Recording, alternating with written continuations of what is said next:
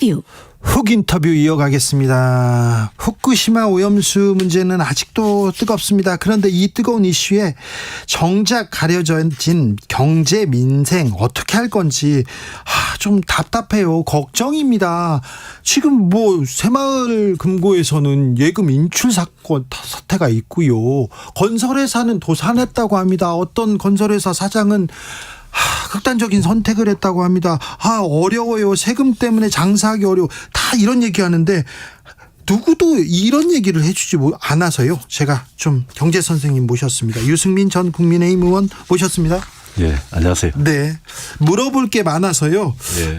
누구를 부를까 하다가 누구를 모실까 하다가 불렀습니다. 외교안보 전문가인데요. 국방 전문가이기도 합니다. 그리고요, 경제는 통이죠. 네, 그래서 유승민 의원님 모셨습니다. 잘 계시죠? 예, 오랜만입니다. 잘 계시죠? 네, 그냥 있어요. 잘은 아니고요.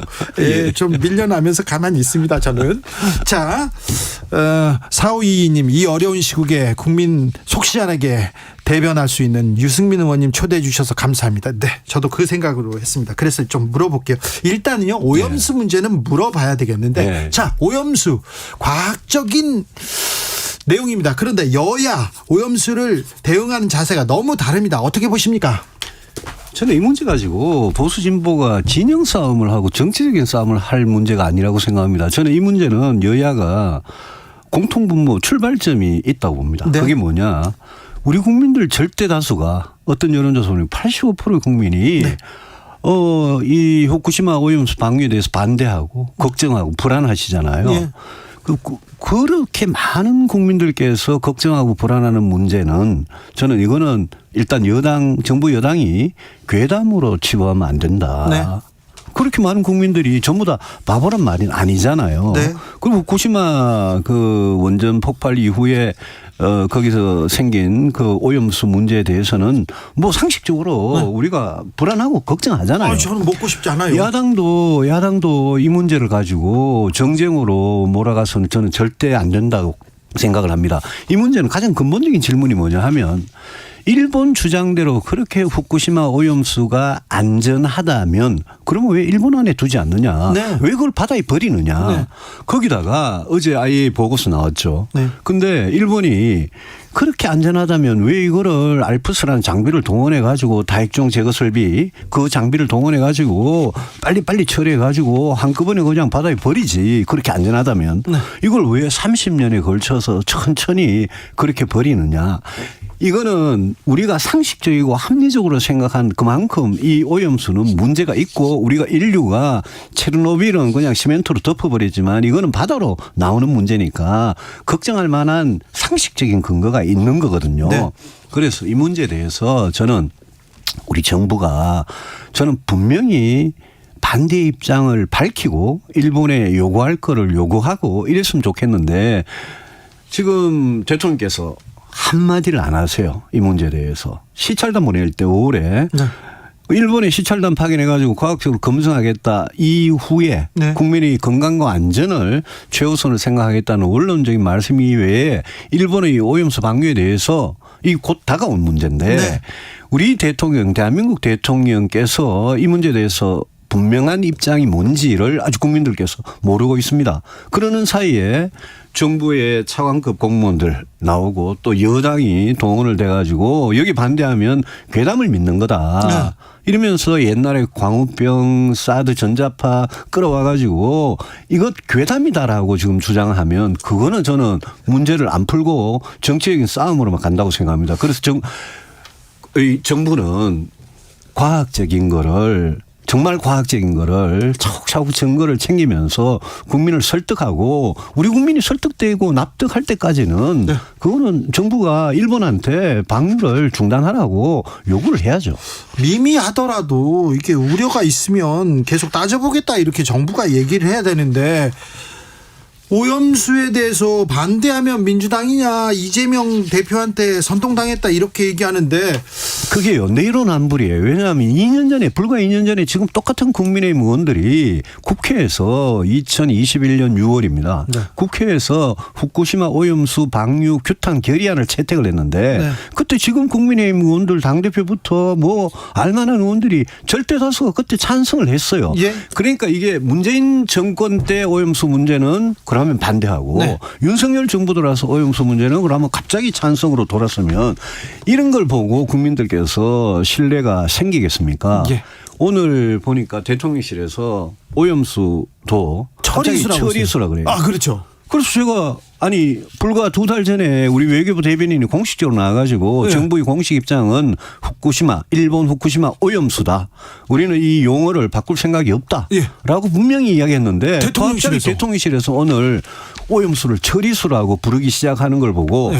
왜 대통령께서는 뒤에 숨어서 대통령께서 당선인 시절에 당선 직후에 그랬잖아요.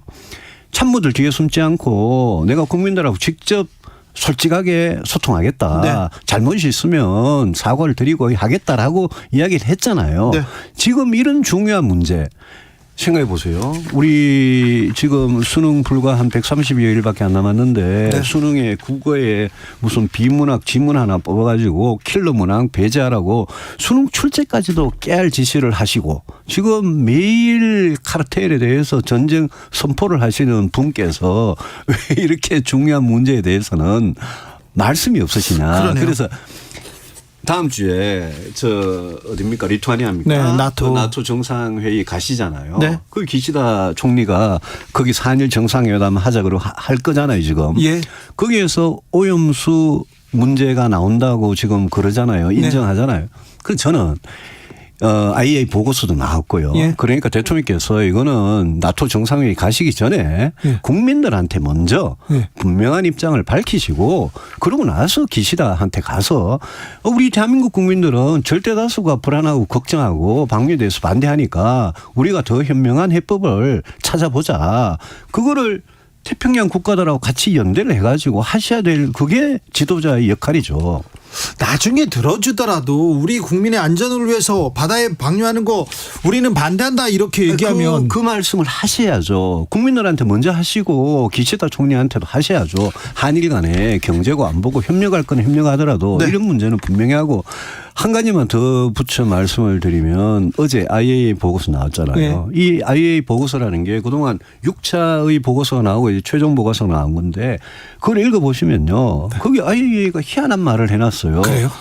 이 보고서를 이용해서 생기는 결과에 대해서는 IAEA는 책임지지 않는다. 네. 이러고 방류를 하는 거는 그거는 일본이 결정할 문제다. IAEA는 그 방류라는 그 결정에 대해서 그걸 권고하지도 않고 지지하지도 않는다. 어허. 레코멘드도 안 하고 엔도스도 안 한다라고 예? 그렇게 보고서에 대해서 굉장히 무책임한 보고서죠. 네. 그래서 저는 우리가 과학 수준이 그만큼 발전을 했으면 네. 우리가 이제는 일본한테 우리가 좀 직접 검증을 하겠다. 네. 지난번 시찰단 가가지고 오염수 시료도 못 얻어왔잖아요. 채취 못했잖아요. 네. 그러니까 앞으로 오염수가 진짜 제대로 걸러지고 있는지 그 방류 그 소위 말하는 오염수를 정화했다는 그물이 진짜 괜찮은지 네. 우리가 태평양 국가들하고 같이 연대해가지고 할 수 있는 거 아닙니까? 네. 그 IAEA 사무총장 그 사람 내일 이제 서울에 온다는데 네. 뭐 사실 뭐 IAEA 본부에서 그냥 보고서 발표해도 될 일을 왜 오겠습니까? 그것도 중국, 러시아, 대만, 홍콩, 싱가포르, 베트남, 필리핀 이런 나라들은 안 가고 우리나라하고 뉴질랜드의 그 송영인 쿡제도 거기만 간다고 제가 기사를 봤는데 만약 그렇다면 좀 이상하잖아요. 좀 이게. 이상하네요. 이상하잖아요. 많이 이상하네요. 그래서 이 문제는 좀 정부가 네. 국민들의 불안이 근거 없는 괴담이라고 그렇게 국민들을 바보로 취급할 게 아니라 이거를 차근차근 시간을 일본하고 상대로 시간을 벌면서 네. 설득을 해나가야 될 문제라고 생각합니다. 환경운동연합이 리서치뷰에 의뢰했습니다. 지난 5월 19일에서 22일 조사했더니 오염수 방류 반대 85.4%였습니다. 자세한 내용 중앙선거 여론조사 심의위원회 홈페이지 참조하시면 됩니다. 자, 민주당에서는 일본산 수산물 전체 금지하는 내용 이렇게 법안 내겠다 이렇게 얘기하는데 이 대책은 어떻게 보세요? 그 법안은 국제적으로는 좀 상식적으로 말이 안 될 겁니다. 민주당도 자꾸 그런 식으로 지난번에 민주당이 유엔에다가 뭘 하겠다는데 IAEA가 유엔 기구니까 유엔에다가 하는 게 그게 외교적인 좀 무지거든요. 그 민주당도 자꾸 장애 투쟁하고 이럴 게 아니라 상식과 합리에 기반해서 했으면 좋겠고. 네. 우리가 지난번 WTO에 제소해가지고 1심에서 우리가 지고 2심에서 이겼거든요. 네. 그때 핵심적인 논리가 뭐냐 하면 오염수 방류하는 그 인근 해역이 굉장히 위험하기 때문에 거기에서 발생한 수산물을 우리가 수입할 수 없다라는 거였잖아요. 그런데 우리가 우리 정부가 이번에 만약 기시다 총리 만나가지고 방류에 찬성을 해버리면 우리 논리를 깨는 건데. 그러면 우리가 후쿠시마 수산물 수입을 더 이상 금지할 명분이 없어집니다. 아, 그래요? 그럼 명분이 없어지는 그렇잖아요. 상식적으로. 그러네요. 방류에는 찬성한 사람이 수산물 수입에는 왜 어떻게 금지를 합니까? 그런데 정부는 지금 수산물 수입은 국민이 안심할 때까지는 무기한 금지다. 이렇게 말하지만 그 무기한 금지라는 게 국제적으로 명분과 근거가 없으면 통하지 않거든요. 보나마나 일본에서 이미 관방장관이 한국이 후쿠시마 수산물 수입하라고 그러잖아요. 금지를 풀으라 그러잖아요. 만약 우리가 말을 안 들으면 WTO 또 가겠죠. 또 가면 이번에는 저는 이길 가능성이 별로 높지 않다고 봅니다. 알겠습니다. 오염수 문제는 이 정도 묻고요. 자, 유승민 의원한테 경제 얘기도 좀 물어볼게요. 지금 다 경제가 문제인데 민생이 문제인데 경제에 대해서 얘기하는 사람이 없고요. 설명해 주는 사람도 없습니다. 지금 하반기 경제 정책 방향이 섰다고 하는데 잘 섰습니까? 지금 어려운 것 같은데 어려움은 언제쯤 끝나는 건지도 좀 물어보고 싶고요. 그저께 이제 하반기 경제정책 방향이라는 걸 발표를 해서 저도 굉장히 관심 있게 지켜봤어요. 그런데 정부 스스로 많은 국제기구들이 우리나라 하반기 성장률을 예상치를 전망치를 낮추고 있잖아요. 계속 떨어져요. 우리 정부도 이제 낮췄어요. 1.6에서 1.4로 낮추고 내년에는 좋아진다 그러는데 지금 몇 퍼센트 0. 몇 퍼센트 이게 지금 중요한 게 아니라 우리 하반기에 어떤 일들이 몰려있냐 하면요. 역전세난 몰려있죠. 그다음에 지금 가계부채나 자영업자 부채들은 이거는 지금 연체율의 증가나 이런 통계를 보면 알지만 이 빚을 원금과 이자를 부채는 있고 원금과 이자를 갚을 능력이 안 된 개인이나 자영업자들이 대량으로 파산할 가능성이 굉장히 높아요. 그게 역전세하고 맞물리면 이번 가을은 굉장히 위험해지는 건데 하반기 경제정책 방향을 발표하면서 저는 정부가 너무 좀 안이하고 그런 위험에 대해서 둔감한 거 아니냐 싶어요. 세금은 지금 정말 역대급으로 안 거치고 있거든요. 그러니까요. 수십조 원의 세수 펑크가 난단 말입니다. 그럼 세수가 안 들어오면 정부가 돈을 쓰고 싶어도 못 쓰잖아요. 그런데 또 추경은 지출이든 세입이든 추경은 절대 안 한다는 거 아닙니까? 그러니까 저는 기본적으로 윤석열 정부가 올 하반기와 내년의 경제에 대해서 전망은 전망대로 하더라도 굉장히 위험한 시한폭탄들이 널려 있다라고 생각하고 그거를 터지기 전에 어떻게 제거를 하고 예방을 하고 만약 부실화되는 가게 자영업자 기업들 중소기업들 이렇게 있으면 그 구조조정을 어떻게 할 거냐 이 대책이 있어야 되는데 그게 없어요. 그게 없어서 그게 가장 중요한 거 아닌가요? 저는 그게 굉장히 중요하다 봅니다. 그게 건설 경기나 이런 거하고 다 이 부동산하고 엮여 있는 문제인데 거기에 대해서 좀 너무 안이하다. 그다음에 우리가 지금 수출 안 되는 문제 이게 굉장히 큰데 그건 전부 다 중국하고 반도체 이 부분에서 걸리는 거거든요. 특별히 중국이요. 중국에 대한 경제 외교를 앞으로 이렇게 나가겠다라는 말이 전혀 없어요. 전혀 없는 게 저는 그러면서 그동안 윤 대통령께서 이리저리 투자 유치한 거를 홍보만 하던데 중국이라는 나라 이 상대방 우리 국민들 많은 국민들께서 싫어하시죠. 그렇지만 현실은 우리의 1위 무역국이거든요. 그렇죠. 우리 그동안 30년 동안 중국하고 무역해서 먹고 살았어요. 왜 중국 때문에 우리가 그래서 무역 수지 좋았잖아요. 우리 경제가 이렇게 올라온 거예요. 그런데 앞으로도 저는 중국 시장은 굉장히 중요하기 때문에 중국에 대한 경제 외교를 어떻게 하느냐는 우리나라 경제 정책 중에 저는 굉장히 중요한 부분이라고 봅니다. 네. 그게 없어요. 그게 없는 거는 이 정부가 중국하고 사이가 안 좋기 때문에 그런 거거든요. 예. 사이가 안 좋아도 할 건 해야 되잖아요. 네. 그 점에 있어서 굉장히 좀 걱정스러워요. 아니 미국도 일본도 괜찮다고 하는데 유럽에 있는 친구들도 그 사람들- 경제가 나아지고 있대요. 우리만 그래요. 그 사람들요, 미국, 유럽 나라, 일본, 호주, 캐나다 이런 나라들요, 전부 다 겉으로는 중국을 막 때리면서 뒤로는 중국하고 거래할 거 다 합니다. 투자, 무역 다 합니다. 그러니까 중국하고 사이가 나빠지면 자칫하면 우리가 국제적으로 우리 한국이 중국하고 사이가 제일 나쁜 나라, 그래서 거래도 못하는 나라, 이런 나라가 될 가능성이 있는 거죠. 그 점은 저는 굉장히 위험하게 봅니다. 교육개혁하겠다, 노동개혁하겠다, 연금개혁하겠다, 이 개혁을 통해서 경제 앞으로 나가게 하겠다 이렇게 얘기하는데 어떻습니까? 연금개혁은 지금 해놓은 게 아무것도 없고요. 예. 연금개혁은 저는 아마 여론의 눈치를 살피느라고 그 연금개혁이라는 거는 뭐 초등학교 산수 같은 문제입니다. 그거는 보험료 얼마나 거두어서 얼마나 지급하고 언제부터 지급할 거냐 이 문제고, 그거는 세대 갈등이 있기 때문에 굉장히 어려운 개혁 과제니까 여론 눈치를 살펴서 안 하는 것 같고요. 전혀. 교육개혁하고 노동개혁은 지금 하고 있는 걸 보십시오. 노동개혁은 노사법치를 강조하잖아요. 저는 무슨 건설 건폭이라 그러잖아요. 건설노조다, 민주노총이다, 화물연대다. 저는 불법과 부패에 대해서 검찰이나 경찰이 그거를 바로잡는 건 좀 당연한 일이라고 생각합니다. 교육계에도 학원 강사들이 출제위원들하고 결탁을 해가지고 대통령께서 카르텔이라는 사교육 카르텔이라는 그거를 바로잡는 거 저는 당연한 일이라고 생각합니다. 그런 불법과 부패는 노조, 시민단체, 학원, 교육부 이런 데만 있는 게 아니고 지난 수십 년 동안 우리나라 정부 민간에 도처에 있어 왔고 그걸 바로잡으라고 검찰, 경찰이 있는 거잖아요. 그렇지만 그거는 대통령이 할 일은 아니죠. 대통령이 검찰총장이나 경찰청장이 아니거든요.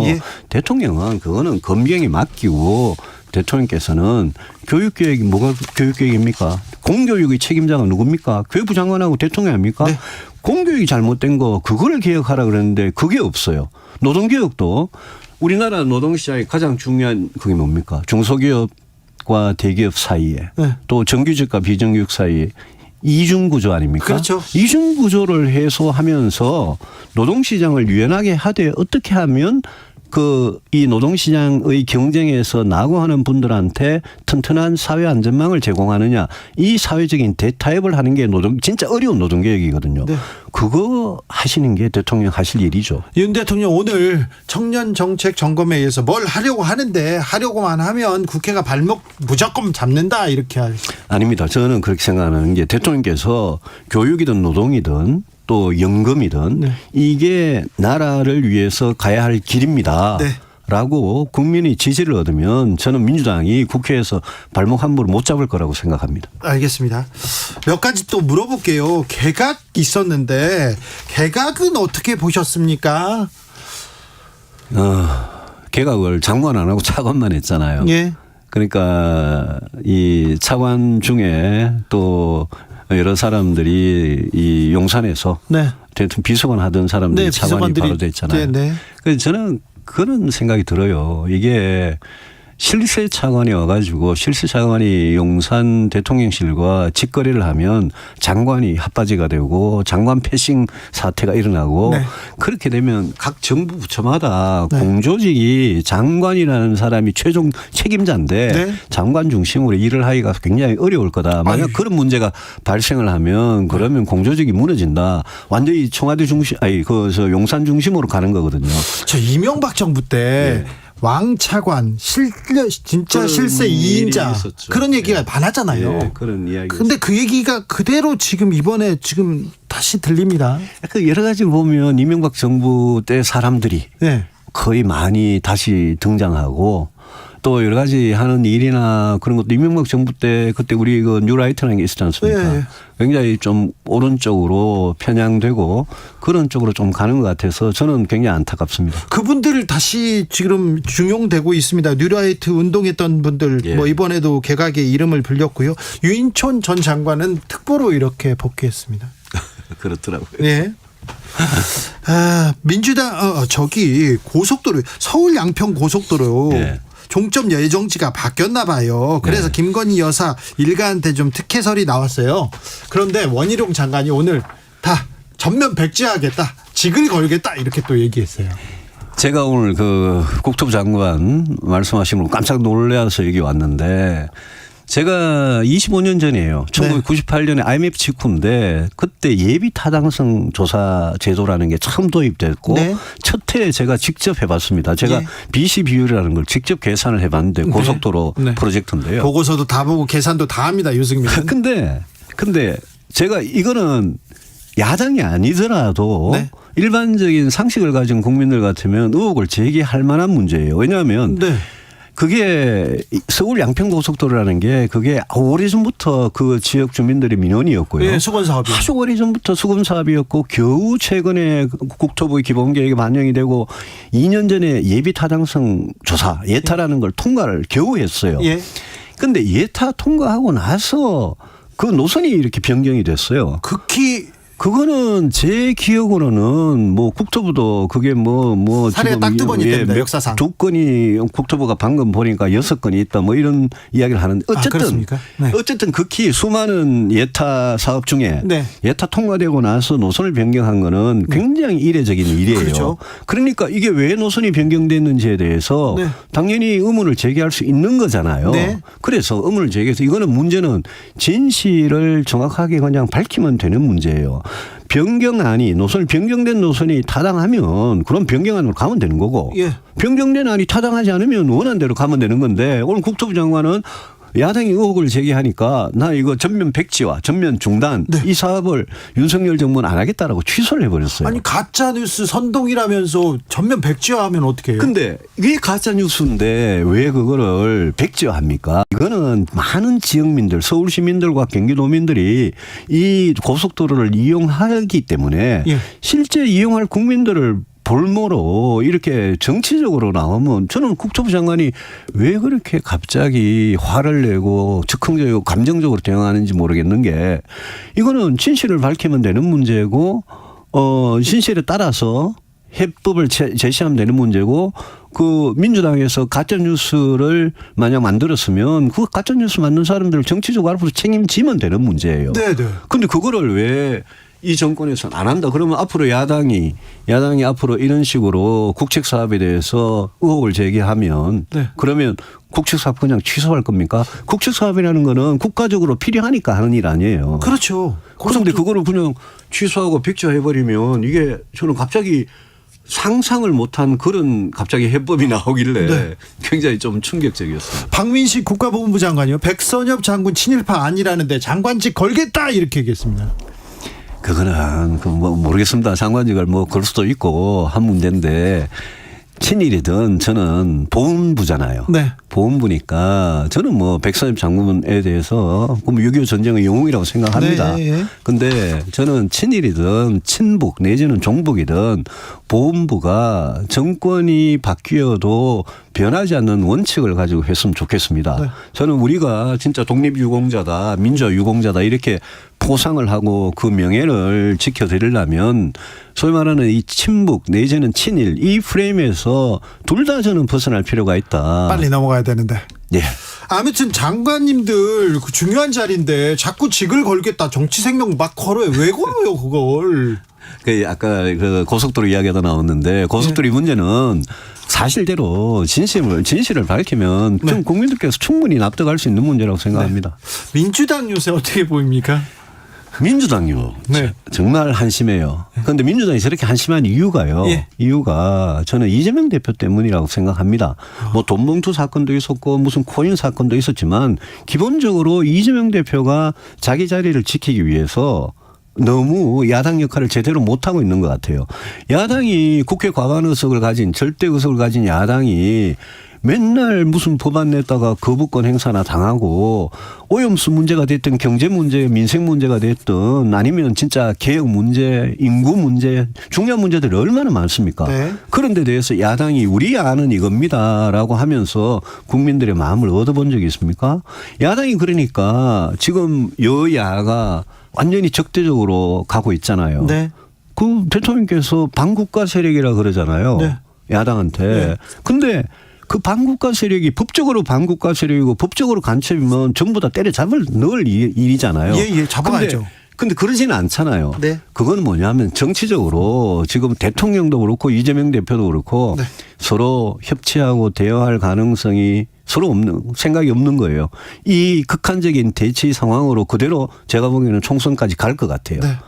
정치도 양극화됩니다. 이 양극화가 국민들한테는 정말 서민들한테는 피눈물을 흘리게 하는 건데 그런 생각합니다. 다음 시간에는요 외교 국방에 대해서도 좀 물어봐야 되는데 그 시간이 다 됐어요. 그래요. 또 모시겠습니다. 예, 그렇죠. 유승민 전 국민의힘 의원이었습니다. 감사합니다. 예.